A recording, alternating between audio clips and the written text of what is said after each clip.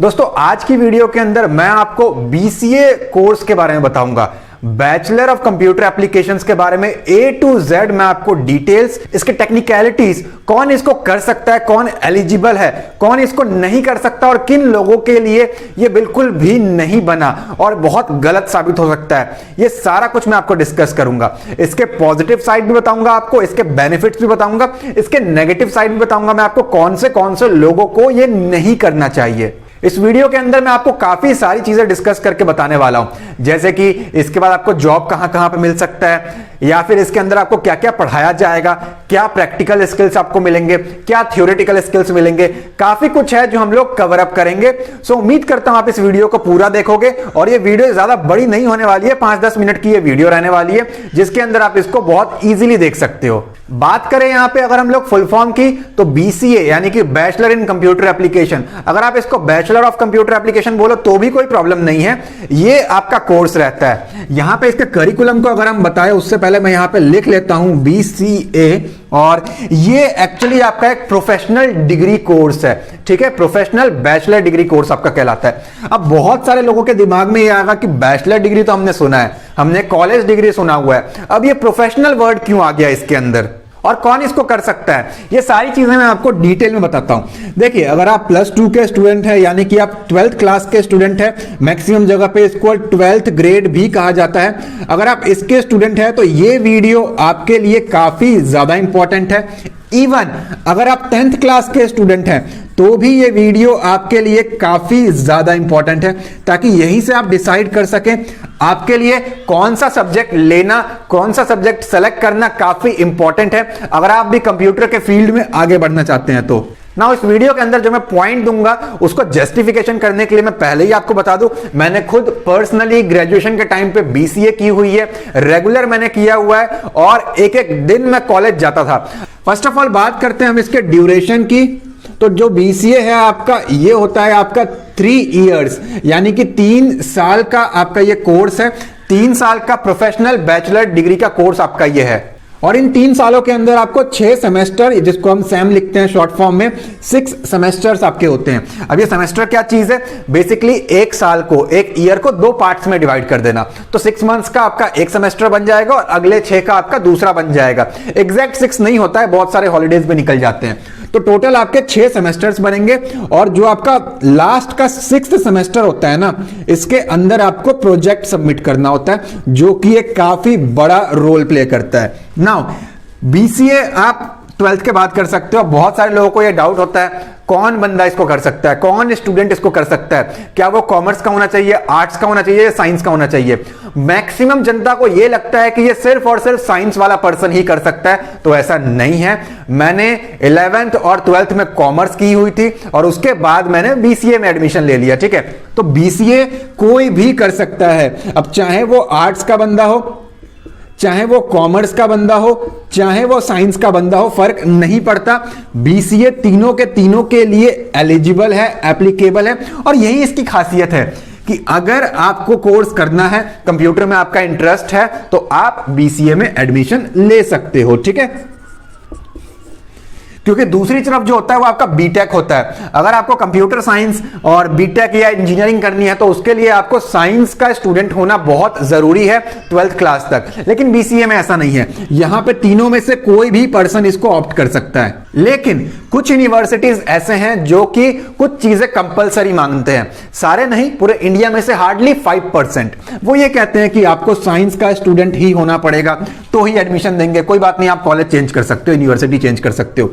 कुछ ये कहते हैं आपको साइंस प्लस आपने मैथ्स रखी हो तो ही अलाउ करेंगे।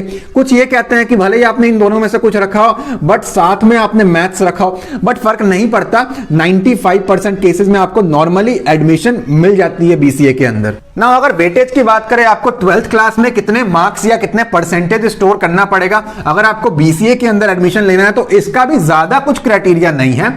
मैं मीडियम लेवल कॉलेजेस की बात करूंगा, मैं बहुत हाई लेवल पे नहीं जाऊंगा, मीडियम लेवल की बहुत लो लेवल पे भी नहीं जाऊंगा जहां आपको करके कुछ फायदा भी ना हो।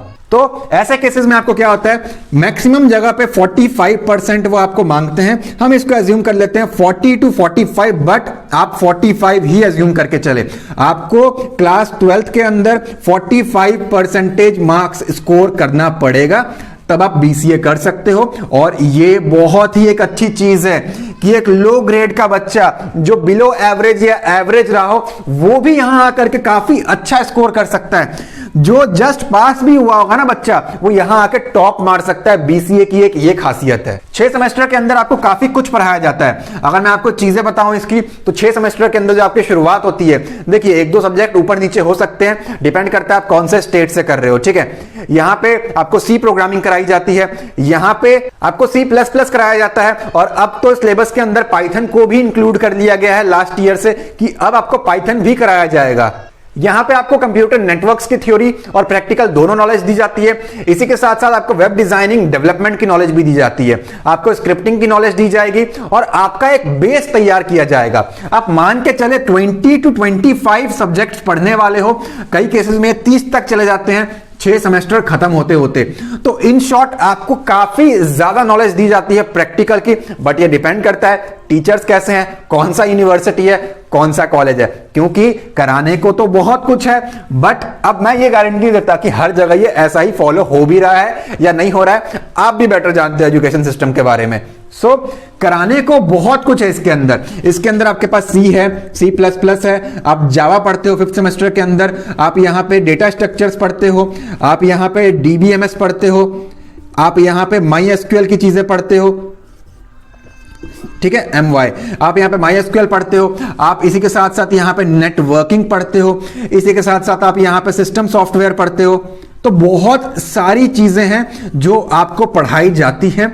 अब ये आपको एक बेस प्रोवाइड करता है जो आपको काफी ऊपर लेवल तक लेकर के जा सकता है। बीसीए करने के बाद या तो आप एक सॉफ्टवेयर इंजीनियरिंग कर सकते हो आगे जाकर के, और उसमें अपना एक करियर बना सकते हो, या फिर आप एक वेब डेवलपर बन सकते हो, आप एक सॉफ्टवेयर डेवलपर बन सकते हो, आप फ्रीलांसिंग कर सकते हो बहुत इजीली, बहुत ही इजीली। आई नो मैं बहुत जल्दी में लिख रहा हूं क्योंकि बाहर बहुत शोर हो रहा है, सो इसलिए मेरी हैंडराइटिंग भी बहुत खराब आ रही है, बट मैं बोल रहा हूं साथ साथ। इसी के साथ साथ आप DBA बन सकते हो, डेटाबेस एडमिनिस्ट्रेटर, अगर आप इन चीजों को थोड़ा सा डिटेल में खुद से भी प्रैक्टिस कर लो तो।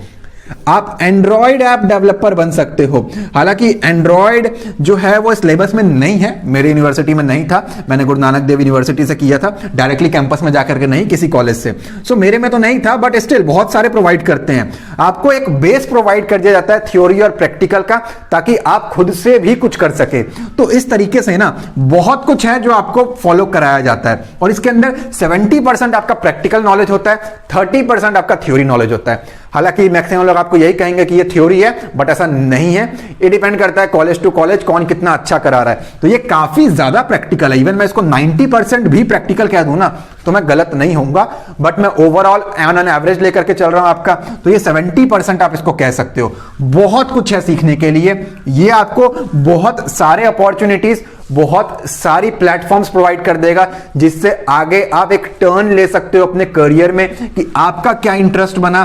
क्या आपका इंटरेस्ट प्रोग्रामिंग में बन गया, क्या आपका इंटरेस्ट नेटवर्किंग में बन गया, क्या आपका इंटरेस्ट सिस्टम के अंदर बन गया है, उसके आर्किटेक्चर्स में बन गया है, ऑपरेटिंग सिस्टम में बन गया, क्या आप डेटाबेस के साथ जाना चाहते हो, वेब डेवलपमेंट करना चाहते हो, सॉफ्टवेयर डेवलपमेंट करना चाहते हो। तो ये वहां से आपको एक गाइडेंस प्रोवाइड मिल जाएगी। बहुत कुछ है इसके अंदर।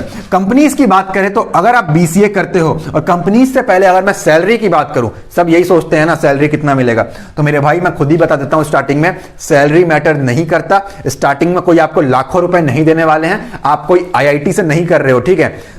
अच्छी कॉलेज से आपको करना है। सबसे पहले तो आप ये ध्यान रखो, अच्छे कॉलेज, अच्छे यूनिवर्सिटी से करना है जो आपको प्लेसमेंट प्रोवाइड करे। प्लेसमेंट क्या चीज होती है? कॉलेज के आखिरी साल में कंपनीज आती है आपके कॉलेज के अंदर, आपको इंटरव्यू देना होता है और आप सेलेक्ट हो जाते हो। 8-10 कंपनी तो किसी भी हाल में आती है हर क्लास के लिए, तो उसे हम प्लेसमेंट कहते हैं। कॉलेज में पढ़ाई के साथ साथ आपकी नौकरी लग जाए, ठीक है, तो वो प्लेसमेंट कहलाती है। हमारे टाइम पे 8 कंपनीज आई थी, 8 जिसमें से 7 के अंदर मेरी प्लेसमेंट हुई थी, ठीक है। सो ये आपको ध्यान में रखना है। स्टार्टिंग सैलरी की अगर मैं बात करूं ना, तो बड़े ही आराम से स्टार्टिंग सैलरी आपको 15,000 की मिल जाती है, यानी कि 15K। अब बहुत लोग ये कहेंगे अरे इतने पैसे खर्चेंगे और 15,000 मिलेंगे, तो मेरे भाई ये मैंने स्टार्टिंग बोला है, ऑन एन एवरेज किसी भी हाल में इतना तो मिल ही जाएगा। ये 17,000 भी हो सकता है, और हमारे केस में जो हाईएस्ट आया था वो था 23,000 पर मंथ वाला। मैंने बताया ना आपको कॉलेज पे भी डिपेंड करता है ये, ठीक है। और जो सैलरी होती है आपकी, ये 3 से लेकर के 6 महीने बाद आपकी ये बढ़ जाती है, ये एक हाइक लेती है, सैलरी हाइक कहते हैं हम उसे। तो ये एक इंक्रीमेंट होता है आपका 3 या फिर 6 महीने बाद। अगर आपने 15 से शुरू किया है तो अगले साल आप बड़े आराम से उसी जगह पे 18,000 कमा रहे होगे, और 1.5-2 साल के बाद आप 20-25 हजार कमा लोगे, ठीक है। तो सैलरी आपका मेन फोकस नहीं होना चाहिए, आपका मेन फोकस होना चाहिए learning. First learning then only earning. ये बात आप दिमाग में घुसा ले अपने, जितनी जल्दी आपके दिमाग में ये बात बैठ जाएगी आप फायदे में रहोगे। बहुत सारे कंपनीज आते हैं आपके पास, TCS है, विप्रो है आपके पास, ओके सो विप्रो है आपके पास, 2 अलग अलग विप्रो है वैसे इंडिया में। सो TCS आपके पास है, विप्रो है आपके लिए, टेक महिंद्रा है, ये बहुत ही घटिया लिखा मैंने, खैर कोई बात नहीं, टेक महिंद्रा है। बहुत सारे कंपनीज हैं, IT कंपनीज हैं जो आपको प्लेसमेंट्स प्रोवाइड करते हैं, बट ध्यान दें कॉलेज अच्छा होना चाहिए, वरना वो किसी को भी उठा करके ले आएंगे प्लेसमेंट के लिए जो कि BPO बेस्ड होंगे। BPO in short call centre वाला ही काम होता है, डायरेक्टली नहीं बोलूंगा, सर्विसेज प्रोवाइड करना होता है, बिजनेस प्रोसेस आउटसोर्सिंग। मतलब मान लो एक IT कंपनी है, वेब डेवलपमेंट सॉफ्टवेयर डेवलपमेंट करती है, उनके कुछ क्लाइंट्स है, क्लाइंट्स को कुछ प्रॉब्लम आ रहा है, वो आपको फोन कर करके बोलेंगे। जैसे हम सिम कार्ड में कुछ प्रॉब्लम आता है तो कंपनी को फोन लगाते हैं ना 198 पे, बस यही काम आप कर रहे होगे, वहां पे सॉल्यूशंस प्रोवाइड कर रहे होगे, वो BPO कहलाता है। तो मैं तो इन शॉर्ट उसको कॉल सेंटर ही कहता हूं कि आप सर्विसेज दे रहे हो, बट उनका नाम जो होता है प्रॉपर वो अपने आप को BPO कहते हैं। सो थोड़ा अच्छी जगह से करना, पैसे भले ही थोड़े ज्यादा लग जाए ना। बात करते हैं किन लोगों को करना चाहिए। देखिए अगर आपका कंप्यूटर्स में इंटरेस्ट है मेरे भाई, तो ही इस फील्ड में आना, वरना हालत खराब हो जाएगी। मैं सीधे सीधे कहता हूं, अगर कंप्यूटर्स आपने चला रखा है, आपको बेसिक्स आते हैं, आपने चाहे उस पर गेम खेला हो, आपको टाइपिंग आती हो, फर्क नहीं पड़ता, आप बेसिक कंप्यूटर हैंडलिंग कर लेते हो और साथ में आपका इंटरेस्ट हो, ऐसा ना हो कि बस आप टाइपिंग कर देते हो, MS ऑफिस चला लेते हो, तो ये फिर आपके लिए नहीं है। जबरदस्ती मत करना, क्योंकि मैंने मेरे क्लासमेट भी देखे थे, हम 188 स्टूडेंट थे 3 अलग अलग सेक्शंस में, जिसमें से पहले सेमेस्टर में सिर्फ 9 बच्चे पास हुए थे। 188 में से सिर्फ 9 स्टूडेंट्स पास हुए थे, जिसमें मैं था। सो देख रहे हो कितना ज्यादा डिफरेंस है, क्योंकि लोग इसको बहुत हल्के में लेते हैं। अरे मॉनिटर के बारे में पढ़ा रहे हैं, हमें तो हार्डवेयर सॉफ्टवेयर का डिफरेंस बता रहे हैं स्टार्टिंग में, हमें तो C प्रोग्रामिंग की थ्योरी करा रहे हैं, प्रैक्टिकल करा रहे हैं, तो बड़ा आसान है। और वही बहुत बड़ी बेवकूफी होती है, वो आसान के चक्कर में कुछ स्कोर नहीं कर पाते वो। सो धीरे धीरे चीजें टफ बनती चली जाती हैं। तो अगर इंटरेस्ट हो, पहले कंप्यूटर ना भी चलाया हो लेकिन इंटरेस्ट है, तो ही करना, वरना मत करना इसको, क्योंकि ये मैक्सिमम थ्योरेटिकल चीजें नहीं है, ये प्रैक्टिकल चीजें हैं। कंप्यूटर की प्रोग्रामिंग है ये, जिसमें आपको दिमाग लगाना पड़ता है, क्रिएटिव बनना पड़ता है, वेब डिजाइनिंग के अंदर लॉजिकल बनना पड़ता है आपको क्वेश्चंस को सॉल्व करने के लिए। सो ऐसा माइंडसेट आपको चाहिए होता है।